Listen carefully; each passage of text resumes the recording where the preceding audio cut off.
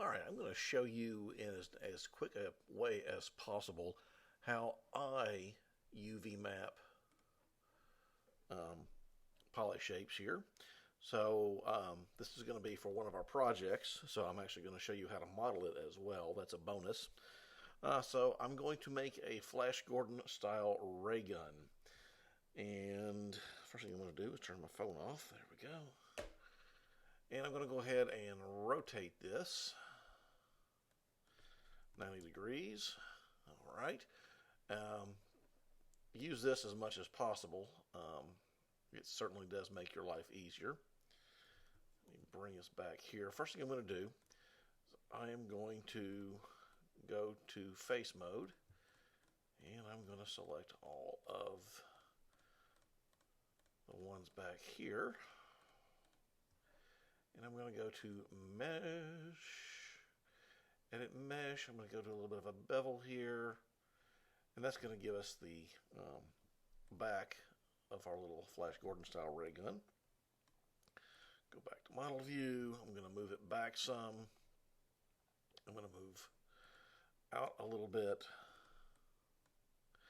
I'm going to wonder what happened to my zoom. There we go. And now I'm going to go back into face mode. Grab all the little pie shapes on the other side. And I just saw something jump. And I'm glad that happened in a way, although it's kind of annoying. If you see something jump, look to make sure that you don't have any other faces selected. It's a mistake that I make, and often enough to recognize it when it happens, but this time it doesn't look like any extra faces were selected. I'm just going to go to edit mesh, and I'm going to go to extrude. Extrude is your friend. So I'm going to extrude, and that's what happens when you extrude. Now I'm going to go to scale by hitting the R key on my keyboard, and I'm going to bring this out just a little bit, and then I'm going to extrude again. And that kind of gives us the main section of the gun there, the receiver I think they call it. And I'm going to extrude again.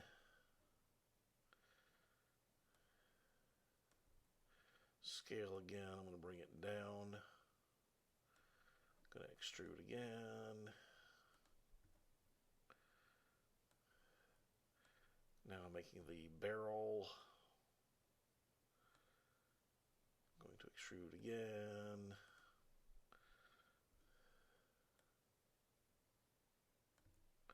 Forgot to bring it out a little bit there. Okay, everything's looking good. So this kind of gives us our little dish, little ray gun dish from the 1930s here. I'm going to actually bring that out again a little bit more. Bring it forward a little bit more. And I am going to bevel that to give us kind of the dish there. Actually, now that I see that, I don't like that. I'm going to extrude that. I'm going to try something else here. I'm probably going to regret this.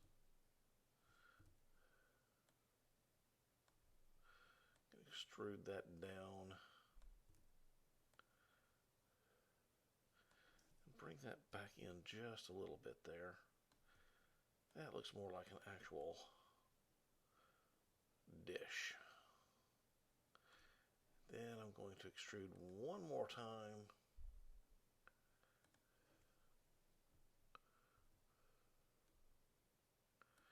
And intentionally not bring it forward. Now I'll bring it, nope, forgot step. And extrude again.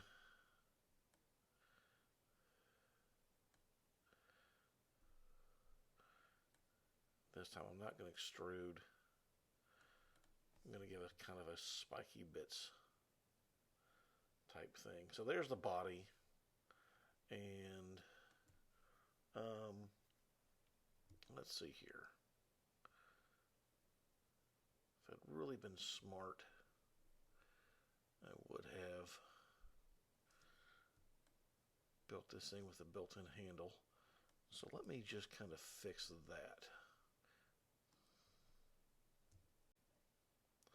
Alright, the next thing I'm going to do is I am going to do what I should have done in the first place, was build this with a little bit of a trigger assembly built in. So I'm going to go to my edge mode here. Then I'm going to go look at the back, because if I look at the front, that radar dish will hide that current selection. And I'm going to zoom in. And I want this bottom face to be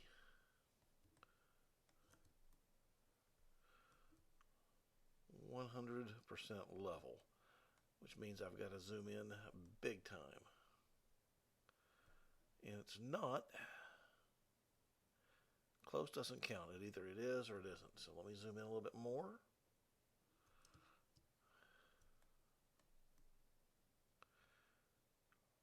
And I'm going to say that is correct. Okay.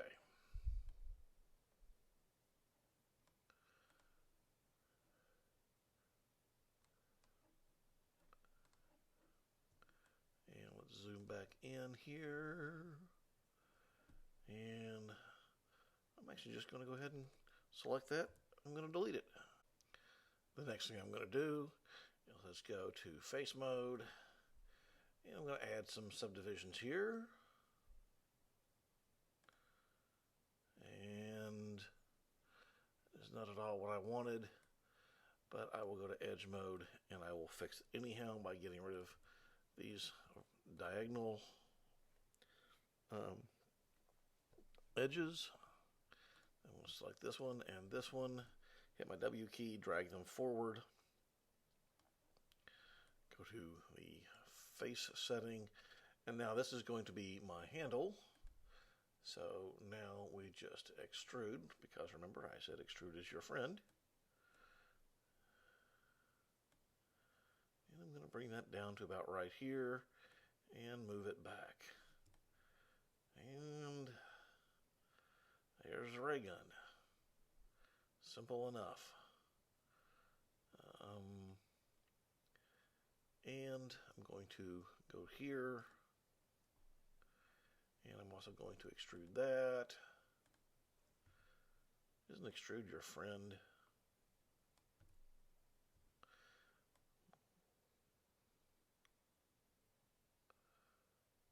And I'm going to narrow that down, bring it forward, and there's a trigger. And we could get rid of some of these extra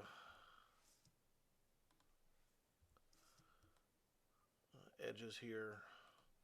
It will make UV mapping a little bit easier. Alright, I can't think of a way to get it any simpler than that.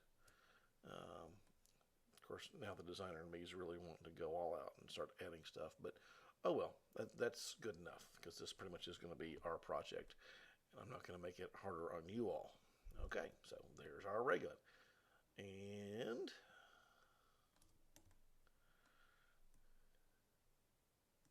next we're going to UV map this. Okay, the next thing I'm going to do is to UV this. I am going to first go into object mode, which I forget 90% of the time, and then wonder why nothing works out. Okay, so I've got it there in object mode. Forgive me, I've got something in my eye. That's making this fun. And what I'm going to do is I'm going to go to UV editor, and that gives us a basic thing that's kind of useless. What I'm going to do is I'm going to let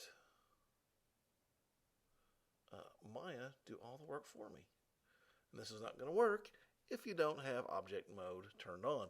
Actually, it'll probably work, but it'll give you something you really wish you didn't have. So what I'm going to do,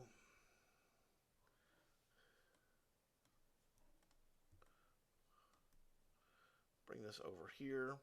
And the cool thing is, if you select, now I'm back in face mode, when you select a face, you can see what this is.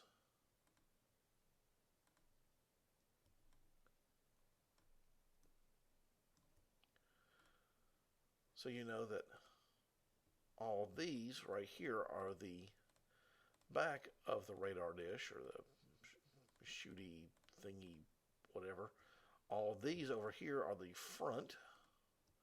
So what are all these? Well, these are all the spiky thing in the front. And then here over here you've got the main barrel of the gun. For here you have the front of the grip, the back of the grip, the bottom of the grip, side of the grip, other side of the grip, and over here, let's see what this is. What is this? I do not know what this is.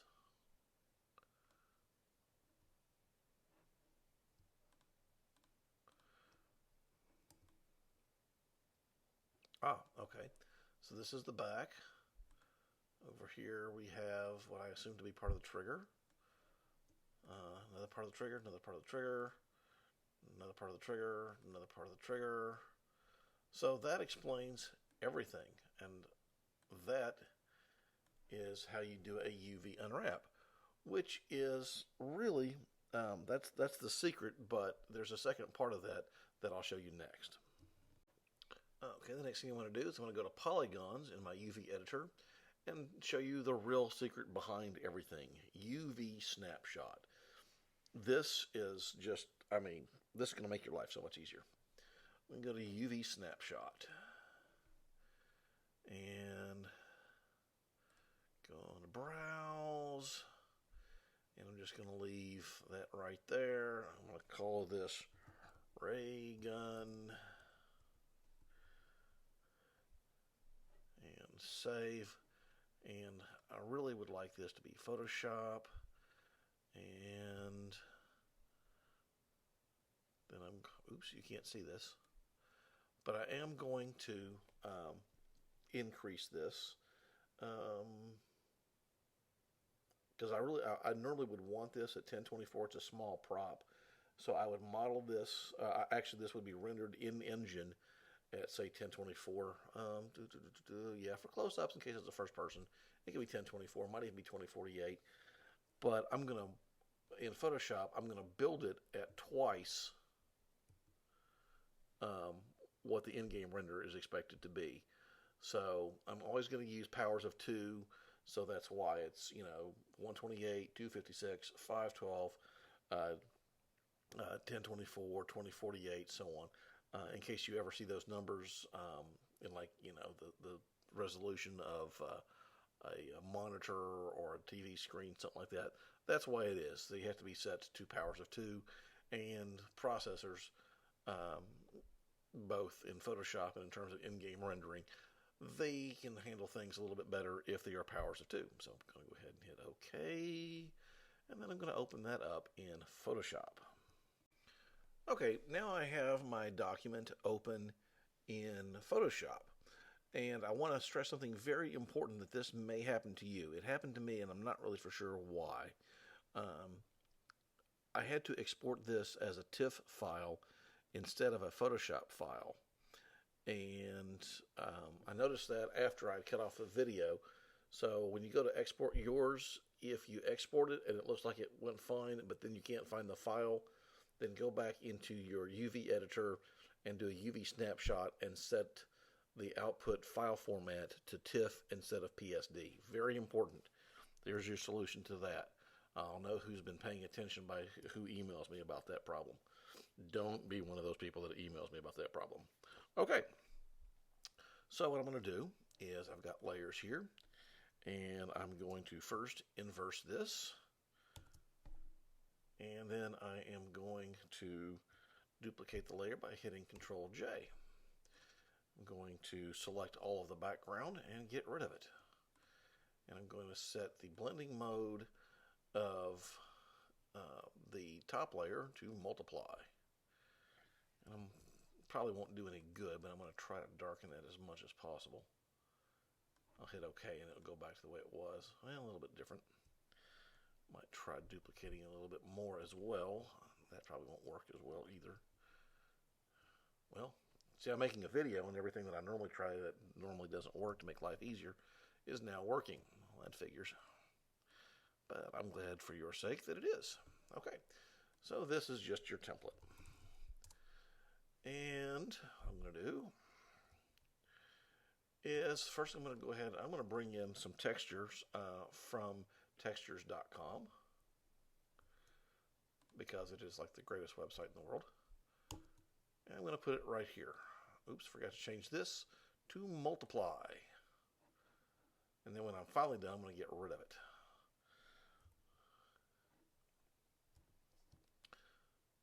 So let's see here. So there's my base metal. This is a metal ray gun. I'm going for a 1950s look here. So what I'm going to do is I'm just going to add, I'm going to paint the metal. I'm going to create some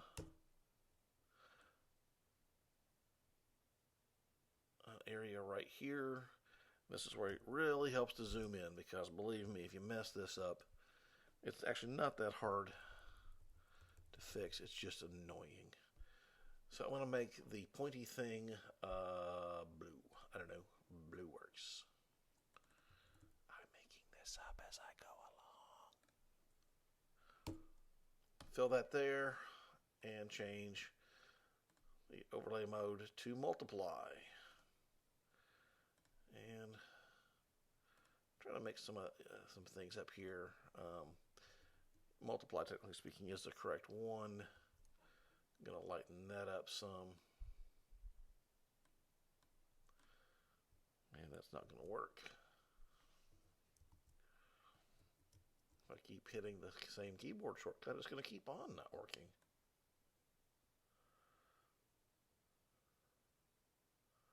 So yeah, we'll just lighten that up just a little bit here. As a matter of fact, see what I'm going to do, just to speed things along. I am going to use the lasso tool.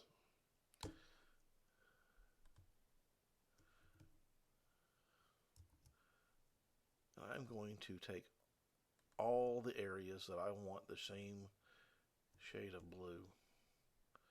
I'm going to paint them on the same layer at the same time.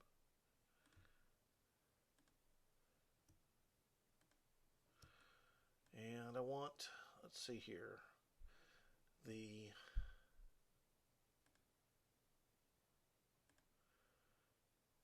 handle to be blue as well. You can actually move the location of these vertices in your UV editor, and I wish I had shown you that before, but it's kind of an advanced feature that usually you won't need anyhow. All right.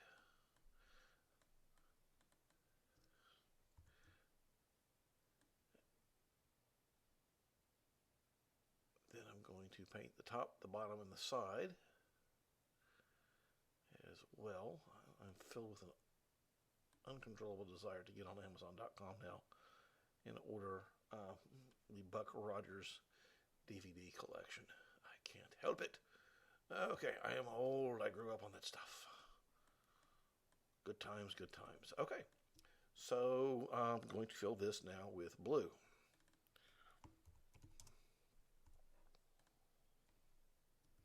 And I'm just going to leave it like that.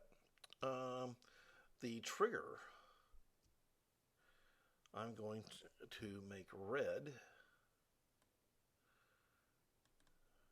Gotta be real careful. I'm about a pixel away there. I really should have moved these. Okie dokie.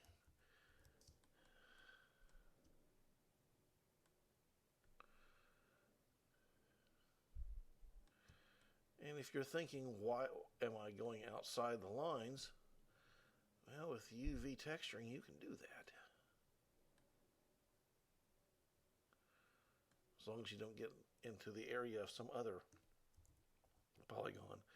So there is the trigger. And let's see here. I want the outside and the inside of the dish to be red. For no other reason than, like I said, I'm just making this up as I go along.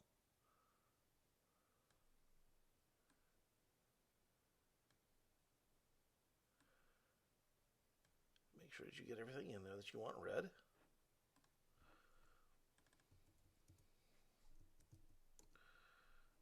And make a new layer. It's also going to be multiplied. And let's see here.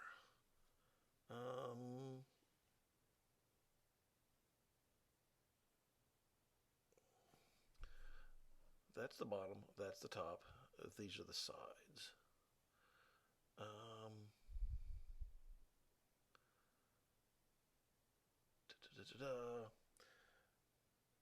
I should, you know what, just to save time on this video, I'm going to leave it right there. What I want you to do is add lots of details, patterns on the handles, you know, even throw in some text. Of course, you're going to put your name over here anyhow. And design your work. Let's see here. Yeah, add some, you know, add some highlights, stuff like that. And then just save it back, and I'll show you the next step. And now we're back in Maya. And one thing I want to point out to you is when I was in Photoshop, I saved, when I was finished, I saved the whole thing as a Photoshop file instead of a TIFF file. This is very, very important. You want to export a TIFF file from your UV snapshot, but you do not want to use that UV snapshot as your file that you're going to bring back in by importing it for your model. So export a TIFF, import a PSD. Very important. That's something else that people might have trouble with. So make sure you do that before you email me, because probably 9 chances out of 10, that's what's causing the problems, is the wrong file type. All right, don't need this anymore. And I don't want to mess with it because then it'll mess up the UV coordinates.